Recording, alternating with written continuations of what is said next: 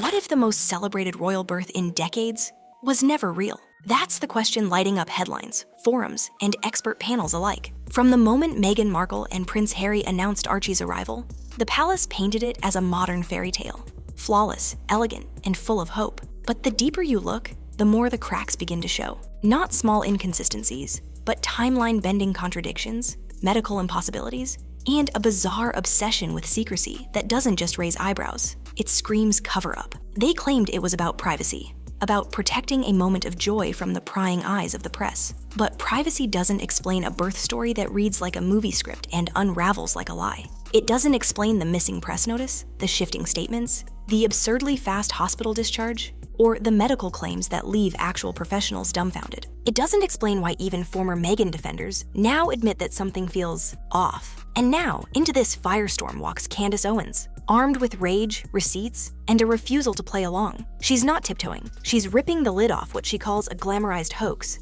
And the more she talks, the harder it is to ignore the mounting evidence. What if this wasn't just a messy PR move, but a carefully controlled narrative meant to hide something bigger? This isn't about attacking a child. It's about the adults who curated a royal storyline so polished, so tightly managed, and so deeply flawed that it might just collapse under its own weight. So before you brush it off as tabloid drama, take a closer look. Because if even part of this story is fabricated, it's not just a breach of tradition, it's a betrayal of public trust. And what comes next could blow the lid off more than just a hospital room. From the outside, it looked like a dream. A prince, a duchess, and a baby born into a new chapter of royal progress. The arrival of Archie was supposed to be a celebration. The first biracial royal child, the embodiment of modern monarchy. But almost immediately, something didn't sit right. The media wasn't alerted in time. The traditional photo op was skipped. The announcement felt rushed, almost like a reaction instead of a plan. For a family known for its obsession with protocol and presentation, the Sussexes' approach felt like a detour into chaos. Meghan and Harry framed it as a bold stand for privacy. They weren't going to play by the palace's old rules, they said. This was their story to tell. But the problem wasn't the deviation from tradition. It was the gaps in the timeline. Gaps that didn't just raise questions. They spawned an entire movement of speculation. Why were journalists told conflicting stories about the labor? Why was the Queen, who's always the first to be informed, reportedly notified later than usual? And why did the official royal communications seem just as confused as the press trying to report it? Instead of silencing the public, the Sussexes' tightly controlled rollout did the opposite. It sparked a frenzy. Every blurry photo, every vague statement, every dodged question became fuel. Fuel for a theory that something much deeper, something the palace couldn't afford to reveal, was being hidden. And this wasn't just online gossip. Even former royal correspondents began questioning what really happened. People who had covered countless royal births said this one felt different, disjointed, off-script, like a performance where the actors forgot their lines. But that was only the beginning. Because the moment Harry put pen to paper in his memoir, the fairy tale started to fracture beyond repair. When Prince Harry released his memoir, he likely thought he was solidifying the legacy of Archie's birth, a personal, behind-the-scenes look into a tender family moment. Instead, he may have handed skeptics exactly what they needed, because once people started lining up his version of events with what's medically standard, the entire story began to fall apart. Harry claims Meghan gave birth at the luxurious Portland Hospital in central London. Nothing shocking there, until you dig into the details. According to him, Meghan endured not one, but 2 epidurals during labor. And just hours later, she was discharged, resting at home in Frogmore Cottage with baby Archie like nothing happened. Sounds magical, right? It also sounds completely implausible. Doctors were the first to speak out. 2 epidurals in one short labor? That's not just rare. It's almost unheard of unless something serious goes wrong. And if complications did exist, the idea of a same-day hospital discharge would become medically irresponsible, especially for a first-time mother who'd just undergone multiple interventions. Then comes the travel time. The Portland Hospital is in central London. Frogmore Cottage is nearly an hour away, without factoring in newborn transport requirements, discharge paperwork, or the mandatory post-labor health checks that every mother goes through. You don't just walk out of a private hospital and hop into a blacked-out SUV with a newborn after 2 epidurals. That's not just unlikely, it's logistically absurd. And yet, that's the version of events Harry serves up in his memoir. A royal birth compressed into a few short hours, with no bumps, no mess, and no explanation for how they bypassed every standard medical procedure. It's a Hollywood script, not a hospital report. But even that would have passed under the radar, if not for what hospital insiders started whispering next. Here's where things go from strange to medically impossible. Prince Harry's memoir paints a dramatic picture of Archie's birth. Meghan supposedly endured labor with not one, but 2 epidurals, followed by a swift, graceful exit from Portland Hospital just hours later. To the casual reader, it sounds empowering. To doctors and nurses, it sounds like a work of fiction. Let's get one thing straight. An epidural is not a casual procedure. It involves inserting a catheter near the spinal cord to deliver continuous pain relief. It's delicate. It requires precision. And once it's placed, it typically stays in. Switching out one epidural for another, that's not standard care. It's a red flag. Experts say that this scenario is only attempted when something is going seriously wrong. Even then, it means longer monitoring, not a shorter stay.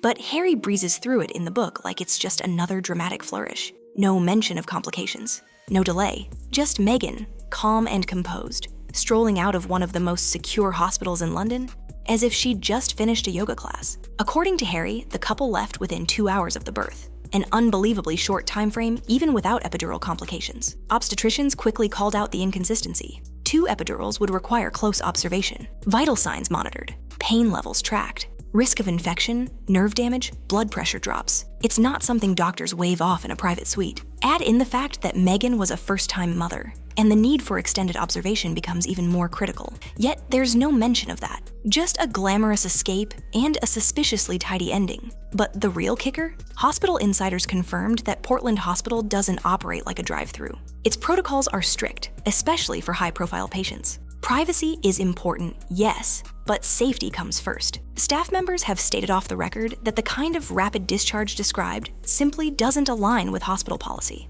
especially not after multiple epidurals. One even scoffed, "You don't leave after 2 hours unless you're a liability." So if Harry's story doesn't match medical standards or internal hospital rules, what exactly did happen? This isn't just about one fuzzy detail. It's about a pattern of convenient storytelling that collapses under basic scrutiny. And the deeper you go, the clearer it becomes. This isn't a misremembered moment. This is a narrative built for image control, a glamorous, curated version of birth that avoids the messy realities. And that's when a very different kind of voice entered the conversation, one that wouldn't let this narrative slide any longer. Enter Candace Owens, the conservative firebrand known for taking no prisoners and calling out what she sees as Hollywood hypocrisy. But this time, it wasn't about politics. It was about Meghan Markle. And it didn't take much to set her off. Just 10 seconds of Meghan discussing her pregnancy was all it took for Candace to explode. "I was instantly enraged," she said, her voice laced with disbelief. Not just by what was said, but by what wasn't. The inconsistencies, the smug confidence, the quiet erasure of every contradiction that's been swept under the rug. And Candace didn't just rant. She dismantled, point by point, statement by statement. Her message? This wasn't a birth story. It was a scam. She called out the medical contradictions, the twerking jokes, the vanishing press, and the blurred timelines. She mocked the idea that Meghan could deliver a baby, receive 2 epidurals, get discharged, travel across London, and be home all within a few hours, while still managing to record content for Netflix. And to Owens, the entire performance reeked of manipulation.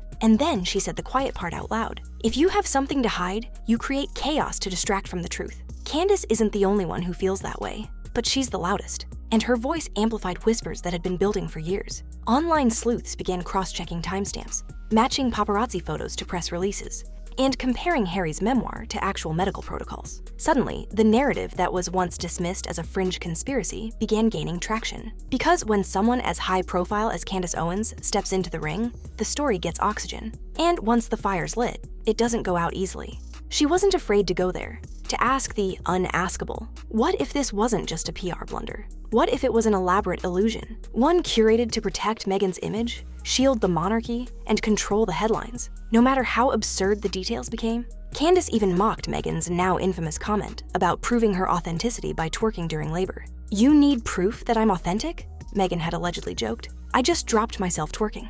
To Owens, this was peak narcissism, masquerading as relatability. "That's not authenticity," she snapped. "That's insanity." The moment went viral. And with it, the cracks in the fairy tale split wide open. Because now it wasn't just anonymous voices on forums asking questions. It was public figures with platforms, demanding answers. And as Owens raised the stakes, so did the media. Because the more outrageous the story got, the more people wanted to know. Why were they trying so hard to sell something no one had asked for in the first place? And if Candace Owens had blown the lid off the contradictions, what came next would turn confusion into full-blown chaos, because the press wasn't just being left out anymore. They were being actively misled. In royal tradition, there's a strict playbook for baby announcements. The Queen is informed first, a formal statement is released, and the media is notified so the public can join in the celebration. It's orderly, it's transparent, and above all, it's predictable. But when Meghan gave birth to Archie, that script was torched. Reporters were left scrambling. Some were told Meghan was in labor. Others received alerts claiming the baby had already been born. A few even said they found out after the fact, only to be told the palace was still drafting a statement. For veteran royal correspondents who had covered dozens of births, it felt like a circus with no ringmaster. But it wasn't just messy, it was deliberate. Meghan and Harry claimed they wanted privacy, that this was a sacred moment they didn't want invaded. But instead of calm silence, they replaced order with chaos. Instead of a smooth press rollout, they fed the tabloids a timeline so twisted it practically dared them to speculate. And if that wasn't enough, Meghan herself added fuel to the fire with one of the most bizarre comments in the saga. In a moment that was either painfully unserious or shockingly self-aware, she reportedly said something that still makes critics' jaws drop. "You need proof that I'm authentic? I just dropped myself twerking." The quote became instant meme material. Social media lit up. Was she serious? Was it sarcasm? Was it a joke about labor? No one could quite figure it out, but the damage was done. Whatever shred of dignity the Sussex birth narrative had left, it evaporated in a single soundbite. And if the twerking comment made people laugh, it also made others furious. Because now it wasn't just a cover-up. It was performance art. A royal birth recast as a made-for-streaming spectacle, complete with camera-ready moments and Netflix-ready soundbites. Suddenly, the secrecy didn't feel like protection. It felt like production. The press felt burned. Royal insiders were stunned. And the public? They were split. Some defended Meghan's right to privacy. Others demanded accountability. But everyone agreed on one thing. This was not normal. Because normal doesn't involve hiding the birth of a royal child from the very system built to share it. Normal doesn't mean giving 3 different reasons for why the press wasn't informed. And normal certainly doesn't involve turning a delivery room into a content opportunity. Even palace insiders admitted it was off script. Deviations like this don't just happen. They're coordinated, controlled, which left only one logical question. What were they hiding that required so much misdirection? And just when people thought the confusion couldn't get any stranger, hospital staff stepped forward with claims that would blow the story wide open. Every royal birth follows a rhythm of formality, transparency, and ceremony that spans generations. But when Meghan and Harry welcomed Archie, the rhythm was shattered. And what replaced it wasn't just chaos. It was contradiction, layered on contradiction. A fairy tale so overly polished, it began to crack like cheap glass under pressure. Let's start with the elevator. In his memoir, Harry claimed they used a secret elevator at Portland Hospital to make their quiet escape. Sounds dramatic, even cinematic, except it doesn't exist. Multiple hospital insiders have debunked the claim outright. There is no secret elevator. There are private corridors, yes, but no royal escape hatch tucked behind velvet curtains. That's not a minor detail. It's a manufactured moment, one that suggests the story was written more for effect than truth. Then there's the 5-star food fantasy. Harry proudly recounted ordering gourmet meals during Meghan's labor, like they were on a luxury retreat rather than in a high-security hospital ward. But according to hospital staff, that's just not how it works. Patients don't order in from gourmet menus on a whim, especially not in labor suites. Again, it's a flourish that doesn't align with reality. A flourish that raises eyebrows, not just because it's absurd, but because it feels too perfectly curated to be real. And then the real gut punch, the timeline. Harry's version involves a flurry of medical interventions, labor, delivery, and discharge, all within a span that medical professionals say is outright dangerous. 2 epidurals, rapid recovery, a newborn safely transported through central London, and a quiet return to Frogmore Cottage, all in just a few hours? That's not resilience. That's a red flag. A timeline so compressed, it's medically and logistically implausible, even under royal exception. So if the details don't add up, what exactly did happen? Some have floated a more generous explanation, that Harry simply misunderstood the procedures, that the memoir was more emotional recollection than strict documentation. But that excuse evaporates the moment you stack up all the inconsistencies. Because this isn't 1 or 2 fuzzy facts, it's a carefully orchestrated narrative with too many polished edges and not enough truth. Even former defenders began backing away. Anonymous Portland employees whispered that the entire portrayal felt like a performance. The twerking comment? A joke, maybe. But paired with the press confusion and disappearing timelines, it felt like a window into a deeper strategy. A strategy not to share a moment, but to control it entirely. Because that's what this has always been about. Control.